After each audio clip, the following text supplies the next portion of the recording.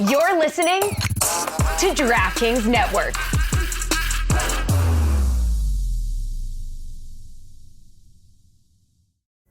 Pulling up to Mickey D's just for drinks? Oh yeah, that's me. Nothing extra, just perfection and a straw. Coming in hot for the coldest cups on the block. Because there are drinks. Then there are drinks from McDonald's. Mix things up with any size lemonade or sweet tea for $1.49. Perfect with our classic fries. Price and participation may vary. Cannot be combined with any other offer. Ba-da-ba-ba-ba.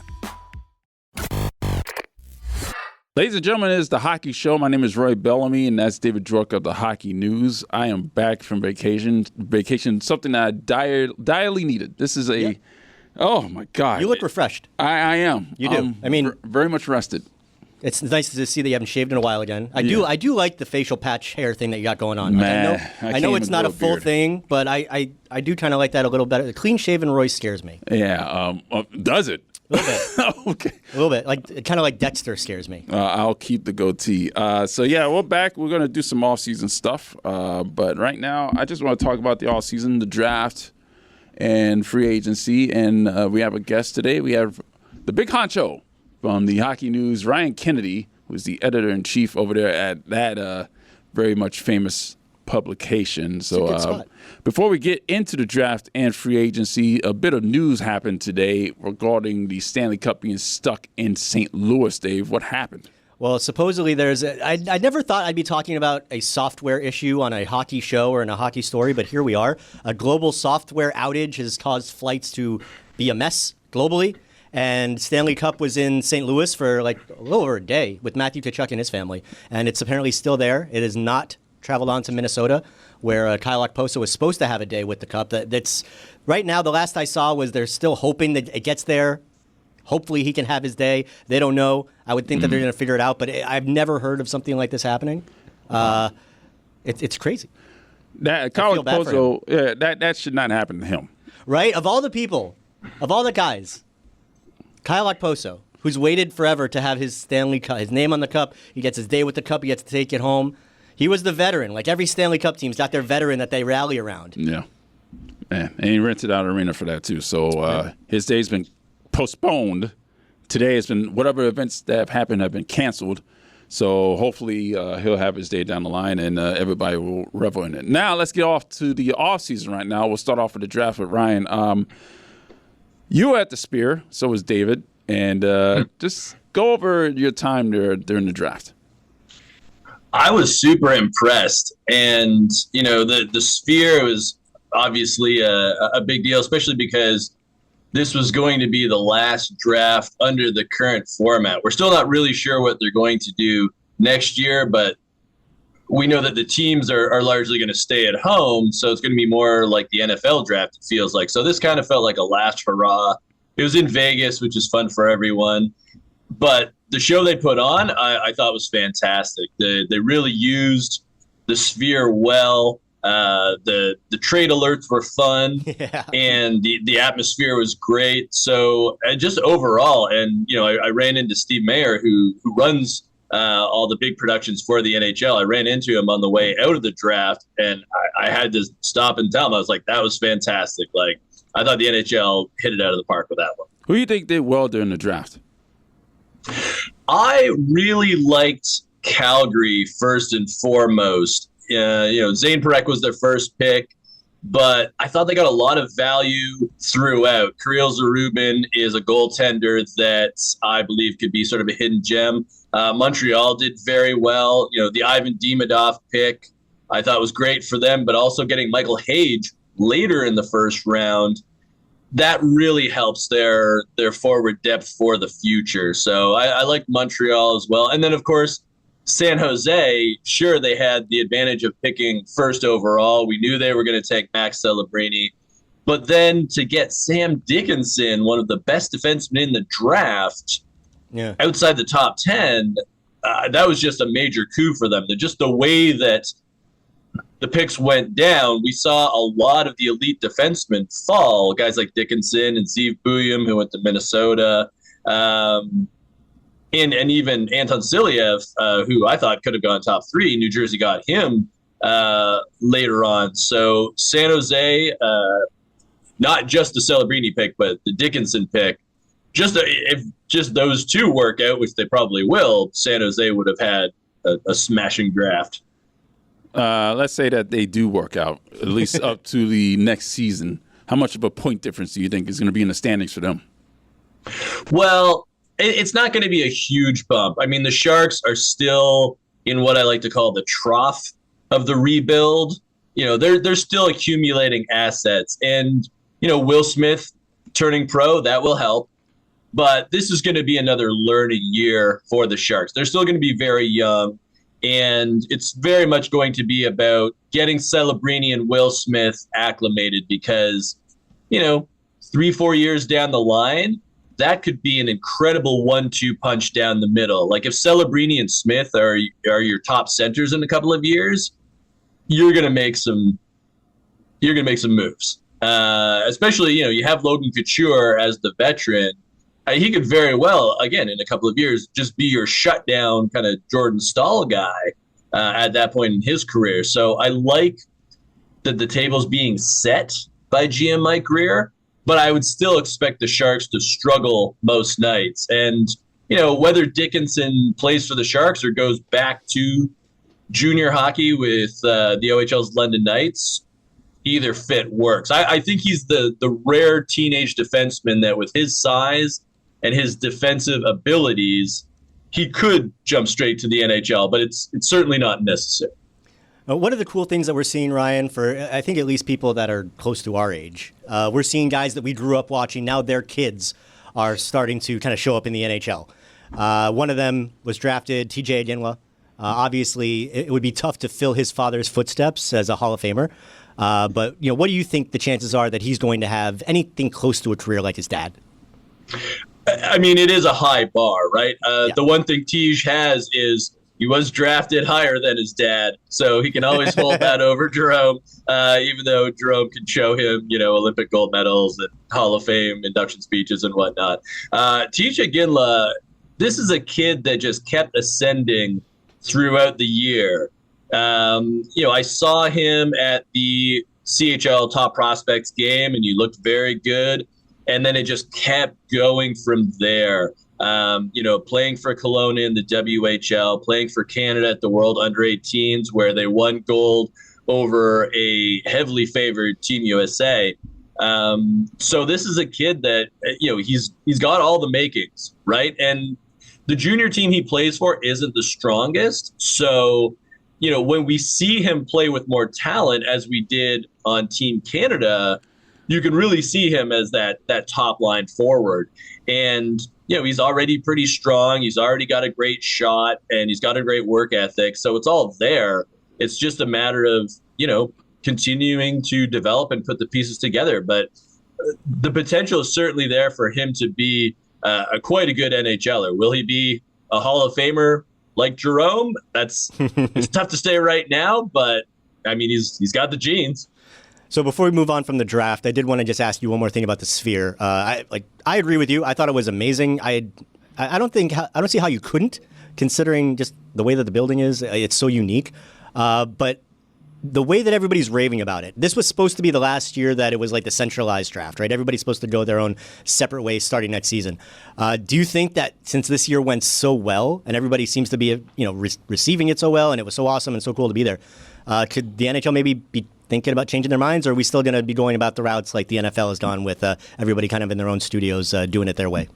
Mm-hmm. Well, I think there's a middle road there, which is they could have it at the Sphere or, a similarly famous building, maybe a Madison Square Garden, or maybe they do it in Toronto, where obviously it's a ravenous hockey market.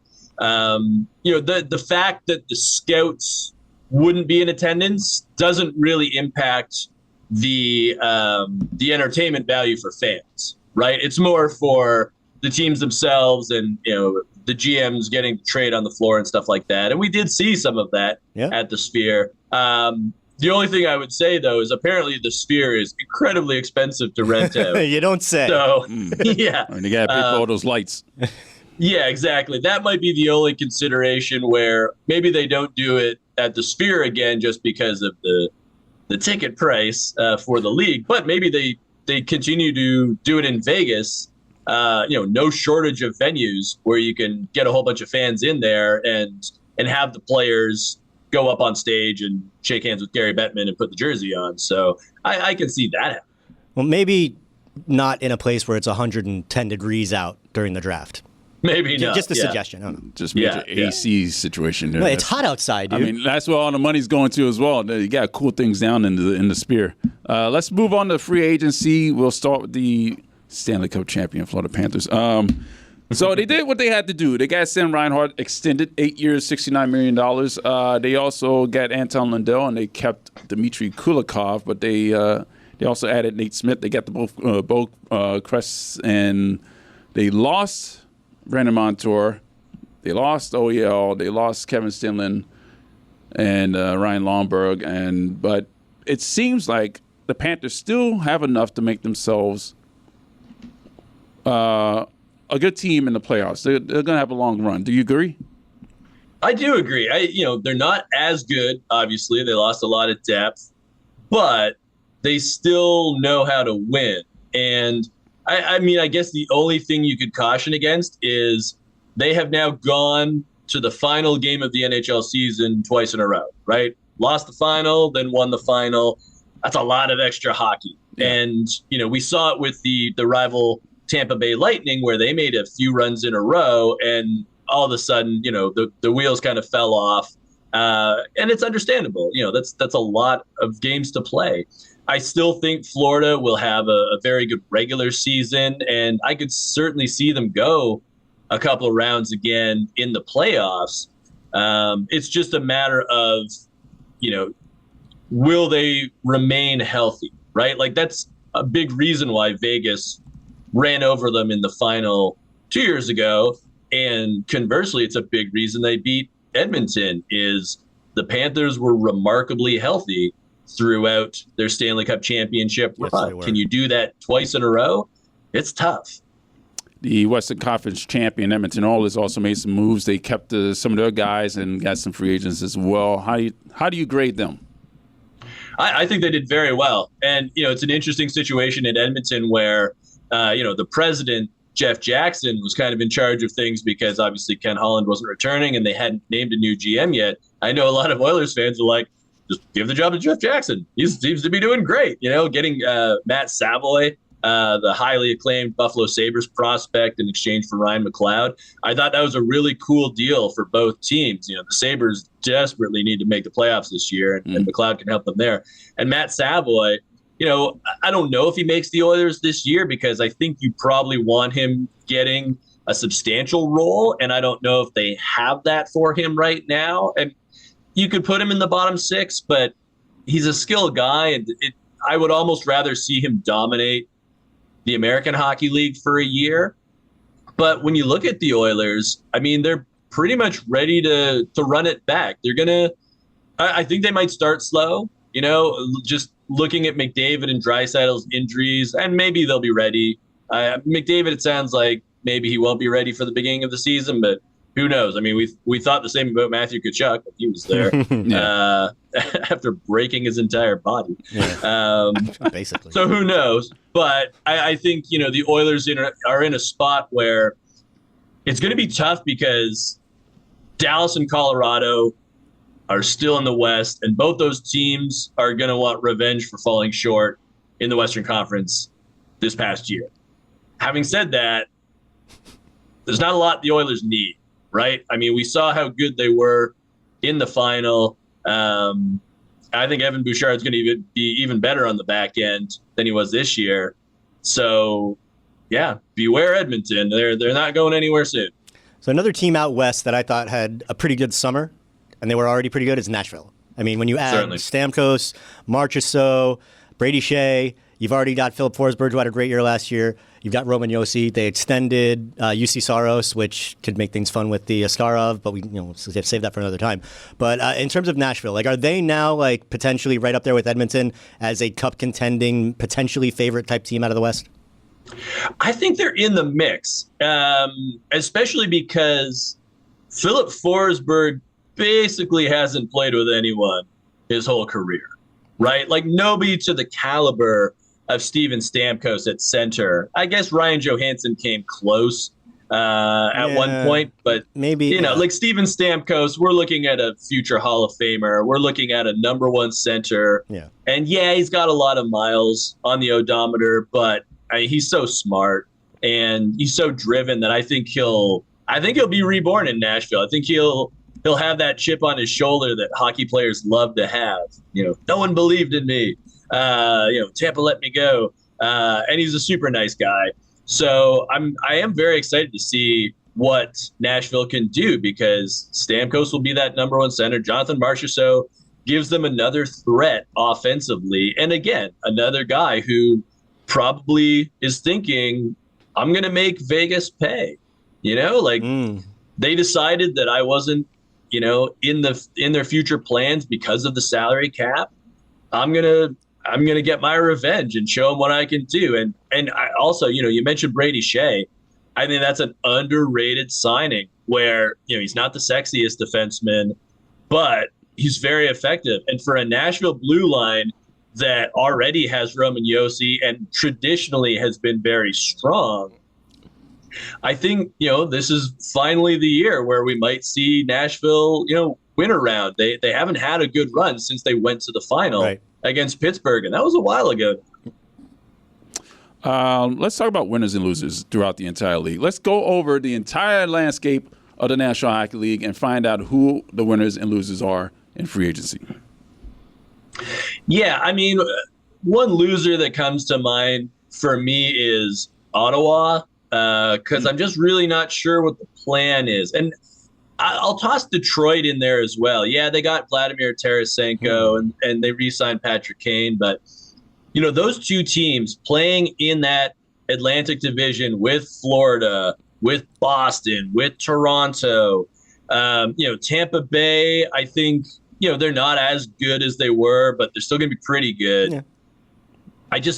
I don't see the path for, like Ottawa trading away Jacob Chychrun. But then they bring in David Perron. Yeah, it's like they're going two different directions at the same time. So I don't really understand the plan there. And with Detroit, they came very close last year. If Dylan Larkin didn't get hurt down the stretch, the Red Wings probably make the playoffs. Yeah, agreed. So now you run it back. You're slightly different. No David Perron, but now you bring Tarasenko in. Are they good enough? I look at that defense core in Detroit and I really wonder. It feels like they are thinking that Simon Edvinsson is going to be an impact rookie, like a guy that plays substantial minutes, because they got Moritz Seider and he already plays way too many tough minutes.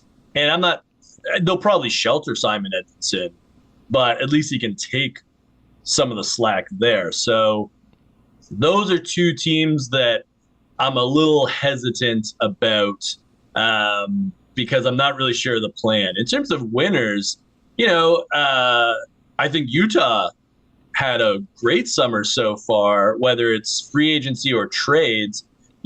Getting Mikhail Sergachev, getting John Marino. We were kind of joking at the draft at one point. It's like, who was playing on their defense core? Like, we were trying to name guys, and it was difficult. Like, the final Arizona Coyotes blue line, like, other than J.J. Moser, who was traded. Josh Brown, I think, maybe? Yeah, and we were like, oh, Matt Dumba was there, right? Yeah, I kind of remember that. But now when you look at their blue line, it's like, okay, they got some guys. And, you figure you get some growth from Logan Cooley up front.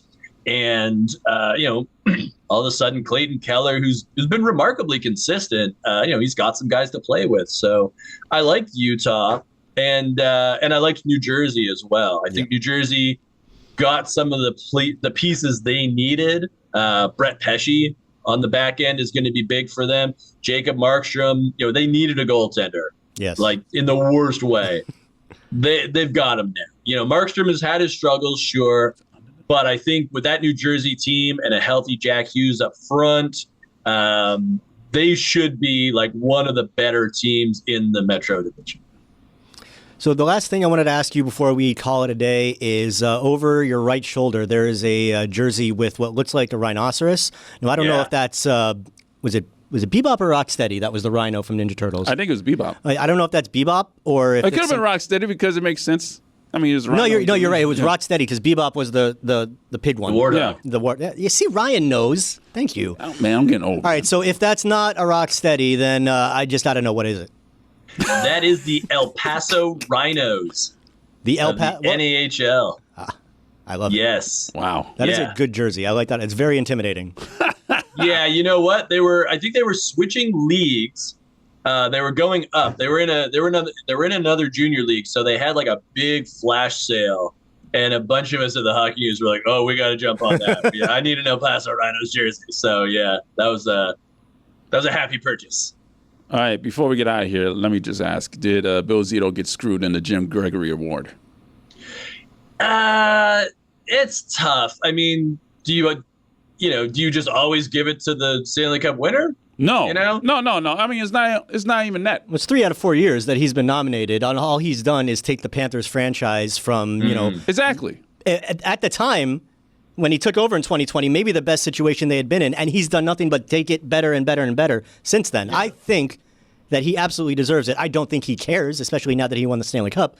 But I think he cares now. Now that he's won the Stanley Cup, now give me my recognition. Right. Yeah, it'd be kind of funny if he won it next year. Yeah, it would be hilarious. Right. That would kind of fit, actually, why I'm annoyed about it to this point. So, yeah. Yeah. Oh, good. It just doesn't make any sense. All right. Well, Ryan Kennedy, thank you for joining. I'm angry again. Thanks, Ryan. Thank you. Good to see you, buddy. Definitely. Thanks for having me, guys.